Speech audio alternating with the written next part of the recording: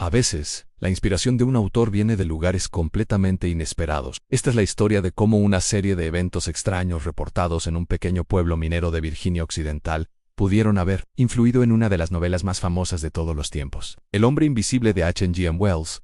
Abrimos los archivos de una leyenda para explorar si detrás de la ficción se esconde una verdad olvidada. Nos trasladamos al otoño de 1894, a la comunidad minera de Blackett. En aquellos meses, los trabajadores empezaron a registrar incidentes realmente curiosos, que para ellos no tenían explicación lógica. Reportes de la época, y lo más importante, diarios personales de los propios mineros, mencionan herramientas que aparecían en lugares distintos a donde se habían dejado. Imaginen la escena: dejas tu pico en un punto y al volver, lo encuentras al otro lado del túnel. También se hablaba de cambios bruscos y localizados de temperatura en sectores muy específicos de la mina, como si una corriente de aire helado surgiera de la nada en un pasaje cerrado. Eran pequeñas anomalías, susurros en la oscuridad de la mina que generaban una creciente inquietud entre la gente que pasaba allí sus días. El punto de inflexión llegó el 17 de noviembre de ese mismo año. El capataz, un hombre llamado Samuel Winters, sufrió lo que inicialmente se reportó como un accidente en el pozo número 4. Sin embargo, el informe médico oficial, que afortunadamente se ha conservado, registra su testimonio textual. Winters declaró haber sentido un empujón fuerte y violento en la espalda, acompañado de una sensación de frío intenso, casi paralizante. Mencionó además haber escuchado claramente sonidos respiratorios justo antes de perder el equilibrio y caer. Lo más desconcertante del caso es que, tras una investigación exhaustiva, no se encontraron testigos. Nadie vio a otra persona cerca de Winters en el momento del incidente. Estaba para todos los efectos completamente solo. Apenas 3 días después del incidente con Samuel Winters, ocurrió algo drástico. La mina principal de Blackett, el corazón económico del pueblo, fue cerrada abruptamente. La razón oficial que dio la compañía fue preocupaciones estructurales, una explicación conveniente y bastante vaga. 17 de los trabajadores más experimentados fueron rápidamente reubicados en otras minas de la región, dispersando al grupo que había sido testigo de los fenómenos. Pocos meses después, la compañía minera cesó todas sus operaciones en Blackett. La historia podría haber terminado ahí, pero 2 años más tarde, en 1896, un incendio muy oportuno en un almacén destruyó gran parte de los archivos de la empresa, borrando registros clave. Y aquí viene lo interesante, curiosamente, ese mismo año, al otro lado del Atlántico, se publicó la primera versión de la novela de Wells. La conexión podría parecer pura coincidencia, si no fuera por la correspondencia personal del propio autor. Investigaciones académicas y estudios literarios han encontrado referencias en las cartas privadas de H.G. Wells, que sugieren un profundo interés por reportes inusuales provenientes de América. En una carta enviada a su hermano en 1895, un año después de los sucesos de Blackett, Wells escribió lo siguiente: he escuchado narrativas interesantes sobre fenómenos en comunidades mineras americanas. La ciencia actual no los explica completamente, pero ofrecen ideas fascinantes para la ficción especulativa. Estaba hablando de los eventos de Blackett. Es una posibilidad que alimenta la leyenda. La idea de algo no visible pero con presencia física parece resonar directamente con el concepto central de su futura obra maestra. Mientras tanto, en Blackett, las consecuencias del cierre de la mina se hacían sentir. Los archivos demográficos de la época muestran un patrón claro en los años siguientes. Entre 1895 y 1897, varias familias comenzaron a mudarse de la región. No fue una estampida, sino un goteo constante. Si revisamos los periódicos locales de aquellos años, encontramos un aumento en los anuncios de propiedades en venta y, más llamativo aún, pequeñas notas breves sobre residentes que, simplemente, partieron sin dejar dirección. Eschilentu éxodo documentado por historiadores locales sugiere que algo más que la falta de trabajo estaba impulsando a la gente a abandonar sus hogares. Quizás era el miedo, la incertidumbre o la sensación de que algo no estaba bien en el pueblo. Uno de los pocos que intentó documentar lo que sucedía fue Michael Collins, el editor del periódico local, el Blackett Herald. Collins escribió varios editoriales apasionados sobre los cambios en su comunidad, lamentando el cierre de la mina y el declive del pueblo. Pero fue en sus notas personales, encontradas décadas después por sus descendientes, donde reveló sus pensamientos más profundos. En un apunte escribió: existe una creencia local, un susurro persistente, sobre presencias imperceptibles en la mina y en el pueblo. Es folclore interesante, pero es extremadamente difícil de verificar periodísticamente en Collins. El hombre de los hechos se sentía frustrado por una historia que no podía probar. Quizás por eso en 1897 dejó el periodismo para dedicarse por completo a la escritura de ficción. Otro narrador que encontró en la imaginación una vía de escape. Y como si la historia necesitara un último giro enigmático, en ese mismo año de 1897, la región recibió una visita inesperada. El Dr. Edward Pierce, un respetado geólogo, llegó a Blackidge como parte de un estudio geológico nacional. No estaba allí por los rumores, sino por la ciencia. Sin embargo, sus notas de campo, que hoy se pueden consultar en archivos universitarios, son sorprendentes. Pierce incluye observaciones detalladas sobre fenómenos atmosféricos inusuales que no se correspondían con los patrones meteorológicos. Y más concretamente, menciona anomalías en lecturas de instrumentos en las cercanías de la mina clausurada, como si alguna fuerza estuviera interfiriendo con sus equipos. En su informe final, Pierce, con la cautela propia de un científico, se limitó a concluir su investigación recomendando estudios más profundos en el futuro. Retrocedamos a 1898, en el pequeño pueblo de Blackidge. Las autoridades de salud, preocupadas por reportes de enfermedades respiratorias, tomaron una decisión drástica. Implementaron medidas preventivas y regularon el acceso al pueblo durante varias semanas. Imaginen la escena: portones de madera cerrándose, aislando a la comunidad. Los registros municipales de la época nos cuentan que unas 40 familias decidieron reubicarse durante este período de incertidumbre. Curiosamente, algunos de los residentes que se quedaron parecieron redescubrir su comunidad. Se notó un interés renovado en las actividades locales y en la documentación de su propia historia, como si quisieran preservar la memoria de su pueblo ante una amenaza invisible. Avanzamos un poco en el tiempo, al inicio del siglo XX. Entre 1900 y 1903, el sonido de los trenes de vapor y el pasar de las hojas de los periódicos llenan el aire. Los diarios regionales de Pensilvania, Ohio y Virginia Occidental comienzan a publicar artículos bastante peculiares. Hablan de fenómenos curiosos y leyendas locales. Si uno analiza estos reportes, encuentra un patrón narrativo muy similar. Mencionan objetos que desaparecen sin explicación, sonidos extraños que nadie puede identificar y experiencias personales bastante inusuales. Generalmente los periódicos presentaban estas historias como simple folclore o curiosidades para entretener a los lectores, pequeñas anécdotas de la vida rural. Llegamos a 1904.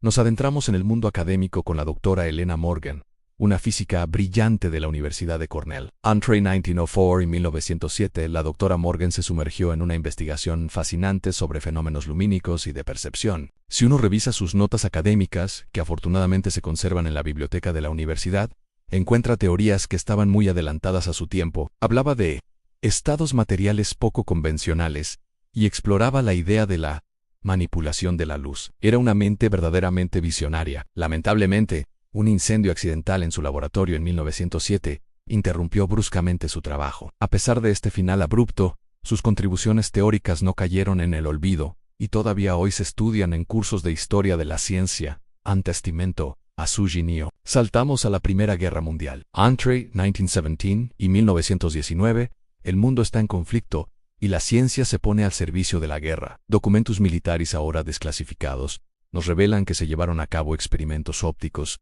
y de camuflaje en diversas instalaciones secretas. Uno de estos proyectos, particularmente interesante, se centró en estudiar las propiedades de refracción y absorción de la luz. El objetivo, probablemente desarrollar nuevas formas de ocultar equipos o tropas. Los registros indican que los resultados fueron variables, a veces prometedores, a veces no tanto. Finalmente, el proyecto fue cerrado en 1919. A los recursos se reasignaron a otras áreas. Una práctica muy común en el periodo de posguerra, cuando las prioridades cambian drásticamente. Ahora nos transportamos a Lakefield, Connecticut. En el año 1927, el caso de la familia Williams se ha convertido en un ejemplo clásico estudiado en manuales de investigación histórica. Esta familia de la noche a la mañana hizo las maletas y se mudó sin dar muchas explicaciones, lo que generó todo tipo de especulaciones entre sus vecinos. La única imagen que nos queda de ellos es una fotografía familiar que presenta alteraciones bastante extrañas. Hoy en día, los expertos creen que es simplemente daño por humedad, un ejemplo del deterioro típico de los materiales fotográficos de esa época. El detective asignado al caso, un tal Joseph Merrick, tampoco pudo llegar muy lejos. Los registros del departamento muestran que poco después fue transferido a otra jurisdicción,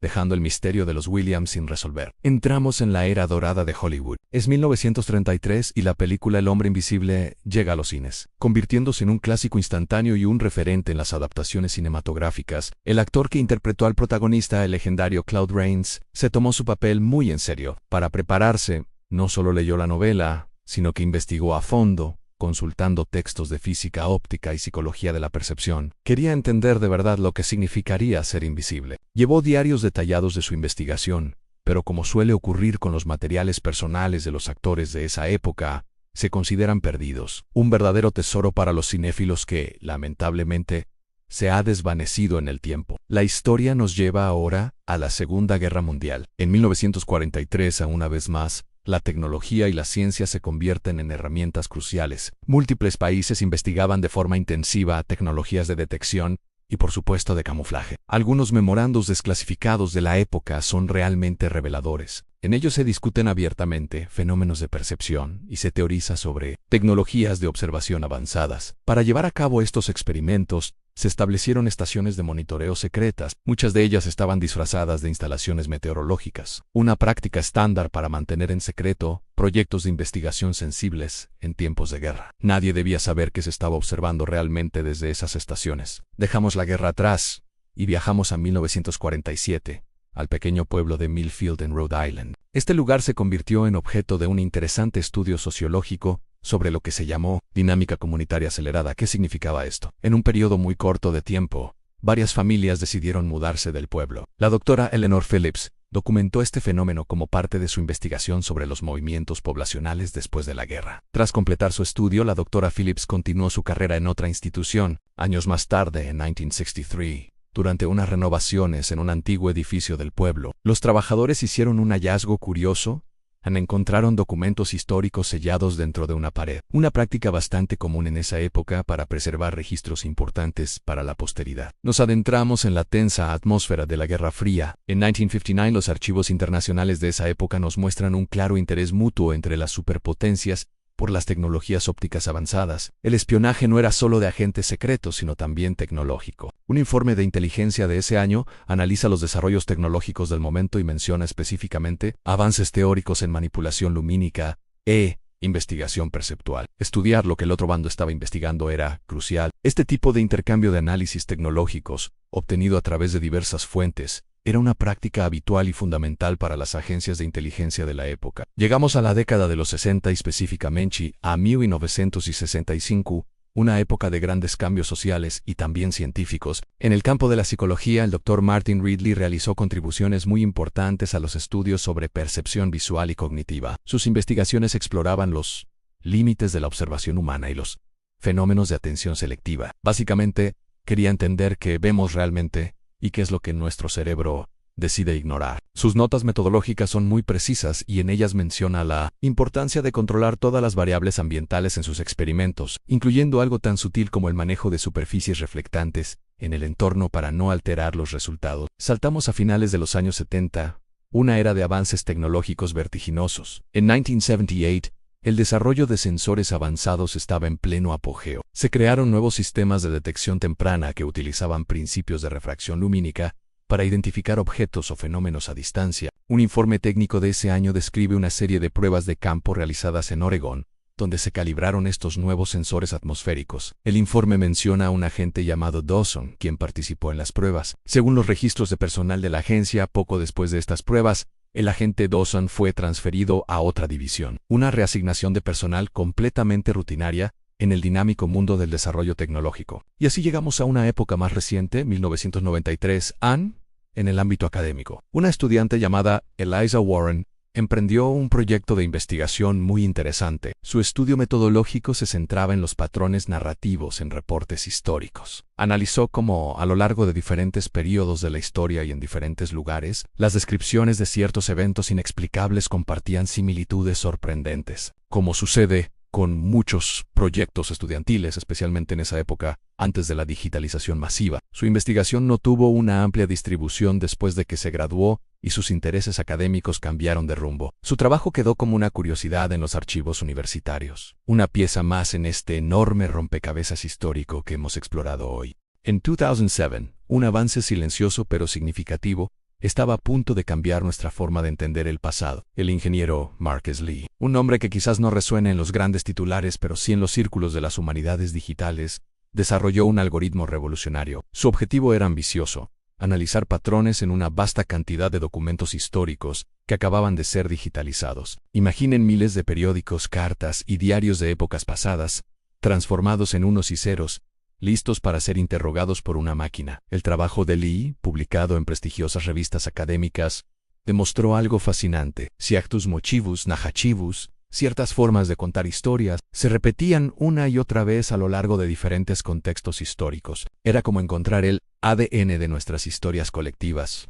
Sin embargo, su camino no fue fácil. Enfrentó enormes desafíos técnicos para preservar la integridad de estos frágiles archivos digitales. Una lucha que quedó documentada en estudios de archivística y que sentó las bases para el futuro de la preservación digital. 10 años después, en 2017, la conversación había evolucionado. El problema ya no era solo cómo digitalizar y analizar, sino cómo proteger. El Dr. James Chun, un experto en ciberseguridad, se adentró en el mundo de los archivos históricos digitales. Su investigación se centró en un concepto clave: a la integridad de archivos a largo plazo. ¿Cómo podíamos asegurar que un documento digitalizado hoy siguiera siendo auténtico y legible dentro de 100 años? Chun identificó desafíos únicos en la preservación digital, desde la degradación sutil de los datos, conocida como bit rot o podredumbre de bits, hasta la amenaza constante de ataques maliciosos. Curiosamente, mientras impartía una transmisión educativa en línea sobre estos temas, su propia presentación fue interrumpida por problemas técnicos. Este incident,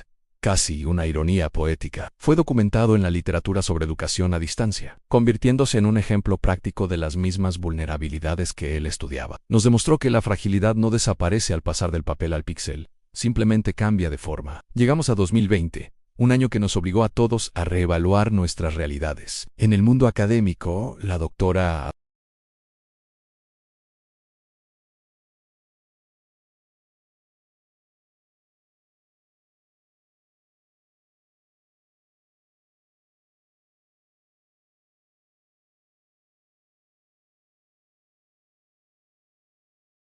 El segundo, el análisis de patrones culturales, busca identificar los temas y símbolos que una sociedad utiliza para darse sentido a sí misma. Y el tercero, el estudio de la transmisión de relatos, investiga cómo estas historias viajan y se transforman a través del tiempo de generación en generación. El trabajo de Steven subraya una idea poderosa: en la historia no es una roca inmutable, es más bien un río que fluye, y cada generación lo mira y lo interpreta a través de sus propias lentes culturales, sus propios miedos y esperanzas. Así, un mismo evento del pasado puede significar cosas muy diferentes para personas de distintas épocas. Hoy en día, el legado de investigadores como Lee, Chun y Stevens sigue vivo y en plena expansión. La investigación histórica contemporánea continúa explorando esa fascinante alquimia de cómo eventos locales, a veces pequeños y olvidados, se transforman con el tiempo en grandes narrativas culturales que definen nuestra identidad. Gracias a programas de preservación documental cada vez más sofisticados, los materiales históricos están más disponibles que nunca para futuros estudios, asegurando que las voces del pasado no se silencien. Tomemos como ejemplo una obra como la novela de H.G. Wells.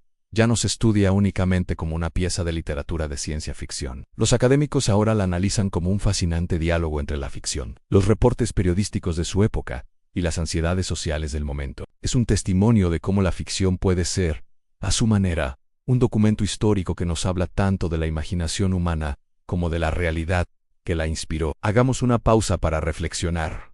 Al final del día, ¿qué nos enseña todo esto? La historia nos recuerda constantemente que cada época, incluida la nuestra, tiene sus propios misterios, sus preguntas sin una respuesta completa y definitiva. Estudiar estos relatos, estas crónicas de eventos extraños y sus interpretaciones cambiantes, no solo nos ayuda a entender el pasado, más importante aún, nos ayuda a entender cómo nosotros, aquí y ahora, construimos significado en nuestro presente. Los archivos históricos polvorientos, las rigurosas investigaciones académicas y las obras de literatura creativa no son mundos separados. Son simplemente diferentes herramientas, diferentes lenguajes que usamos para explorar la inagotable complejidad de la experiencia humana a través del tiempo. Cada uno nos ofrece una ventana única a la pregunta fundamental de qué significa ser humano en un mundo en constante cambio. Toda esta narrativa que hemos explorado es un ejemplo de cómo funciona el proceso histórico. Los investigadores acceden a archivos, contrastan diferentes fuentes, a veces contradictorias, y construyen interpretaciones que a su vez serán debatidas y revisadas por futuros historiadores.